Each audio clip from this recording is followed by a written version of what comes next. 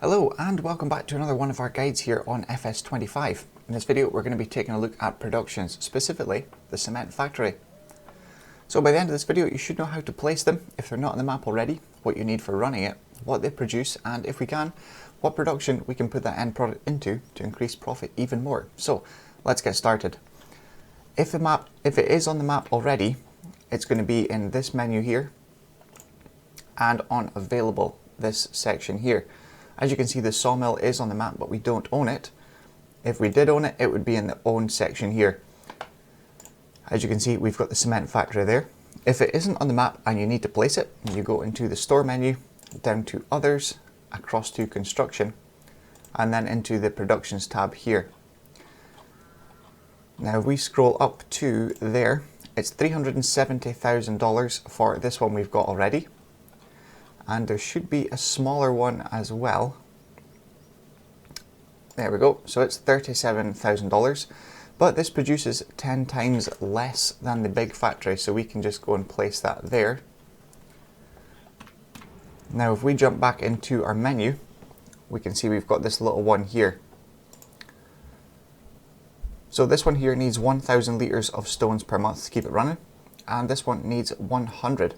So it's 10 times less than the big factory. Although this one can take wood chips. So I don't know, stones and wood chips. Yeah, so you need the stones, so you need an additional 100 wood chips to run the wood chips through this smaller one here. But we're not going to be doing that, we're just going to be basing everything off of this normal one here, which takes stones. So now you've placed it on the map. This is the good bit about this one. The stones in the game, they can be lifted from the fields with a stone picker if you have the stones enabled, or we can see way in the distance, we're going to run over to it quickly. You can use this production here, which is the stone production, and it will just consistently produce stones here. I can't remember the exact rate, but it will consistently produce it. You don't need to put anything into it, it will just constantly run, produce the stones, which you can then load into that factory. You cannot use this production in any other way for distributing, storing, or selling the stones. It just fills up in there, and just take out of the bunker with a bucket, with a front loader, telehandler, wheel loader like we have, or anything else that can get stones into the bucket. And then you'll come across here to this trailer tipping icon, tip it into there, and then all of the products come out here in this area with a checkbox. So what do we need and what can we get from it per month? Let's take a look. So for cement bricks we need 1,000 litres of stones, and that's going to make 125 litres of cement bricks. That's going to cost you $48 a month, and that cycle is going to run 24 times a month. So going with that figures here, every month you're going to need 24,000 litres of stones to keep it running, and that's going to produce 3,000 litres of cement bricks. At $4,851 at the best price, that's going to get you $14,553 a month. This one here is still 1,000 litres of stones in to 180 litres of cement bags out, 24 times a month at $24 a month. That's going to produce 4,320 litres of cement bags.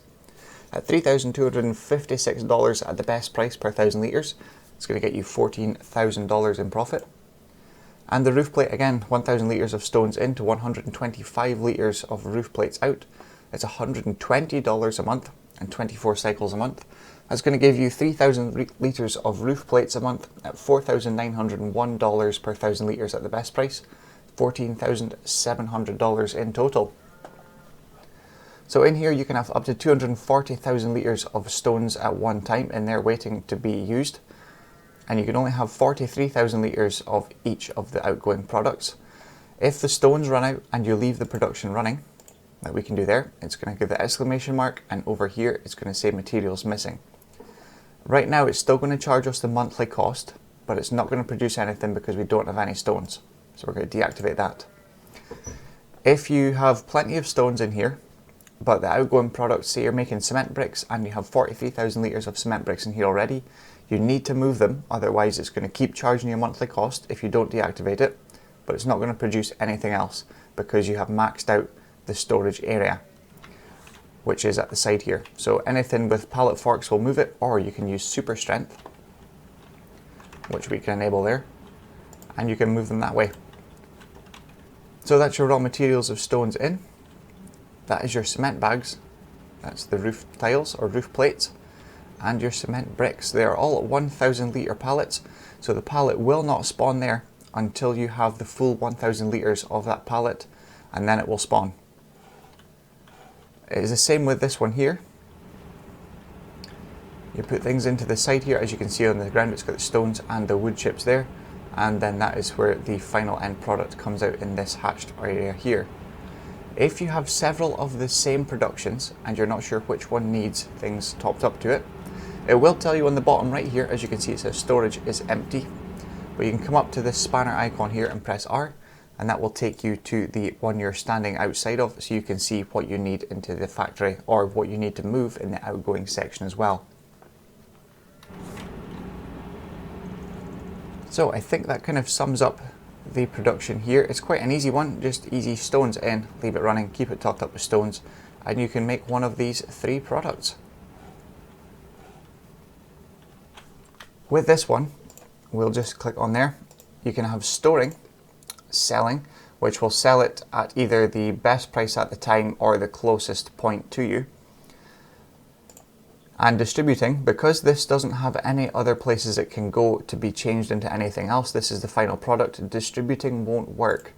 So you can either have storing or selling. If it's selling, it sells itself every hour or every 24 hours, and storing keeps it in here, and you have to move it before it reaches 43,000 litres, otherwise the production will stop running, but will still charge you the monthly cost. So I think that sums up the production. If you like the video, hit that subscribe button if you haven't already, so you can keep up to date with all the new videos we post when they come out. So thank you very much for watching, and we'll see you again soon in the next one.